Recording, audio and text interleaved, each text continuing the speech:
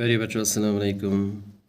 तो ऐसे याद कि 5वीं जमात कश्मीर सबक कंप्यूटर पढ़ान पत्मिन दोन वीडियो मज पर निम सबक जहस तो अकिस वीडियोस मज पढ़ो निम सबक अखरी कंप्यूटर सत आजकल सरसे दुनिया सत जुड़ित। प्यारे बच्चों इस कंप्यूटर कंप्यूटर की मदद सत आज सरसे दुनिया सत जुड़ित। अम कंप्यूटर की मदद सत आज सरसे दुनिया सत रलित।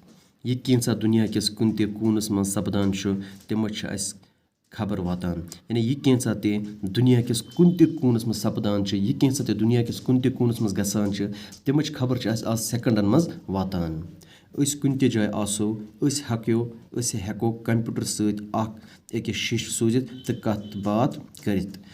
अगर दुनिया किस कुन ते कूनस मज आसो कुन ते जाय आसो हेको कंप्यूटर की मदद सत अकिस शिश सूजित तो बे हेको अकिस सत कत बात करित। कंप्यूटर सत अगर प्रिंटर ते जुड़ित थवो हेको कंप्यूटर सत करमच काम छापित ते। यानी अकित कंप्यूटर सत अगर प्रिंटर ते जुड़ित थवो हेको यम काम आसन कंप्यूटर मज करमच यानी यम काम अकित कंप्यूटर मज आसन तुम हेको छापित ते। हेको कंप्यूटर सत मौसीकी ते बूजित अगर अत सत स्पीकर जुड़ित थवो। इस कंप्यूटर हेको अत मज मौसीकी यानी गेवन बूजित तो अगर अत सत स्पीकर जुड़ित थवो।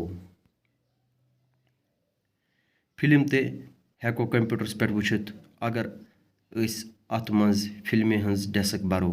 यानी इस कंप्यूटर अत पे हेको फिल्म ते वुचित अगर अत मज फिल्म हज डेस्क बरो। कंप्यूटर वराई हेक न आजकल दुनिया पकित। प्यारे बच्चों अजुक दुनिया यह हेक न आज कंप्यूटर वराई पकित कहीं ते यूत वनकस कंप्यूटर अहम। कंप्यूटर तुजारतस मज साइंसी तजुर्बे करनस मज हस्पतालन मज दफ्तरन मज मौसलातस मज तो तहकीकस मज बेशुमार काम करान। प्यारे बच्चों इस कंप्यूटर यह आजकल तुजारतस मज साइंसी तजुर्बे करनस मज हस्पतालन मज दफ्तरन मज मौसलातस मज तो तहकीकस मज यानी यह बेशुमार काम करान। यानी आज कंप्यूटर सत वारिया यानी बेशुमार काम करान। दो खत दो कंप्यूटर ताकत हुरान। यानी इस कंप्यूटर ताकत दो खो दो हुरान। नवी कंप्यूटर आसन सठा ताकतवर यानी यम नवी कंप्यूटर आसन आसन सठा ताकतवर।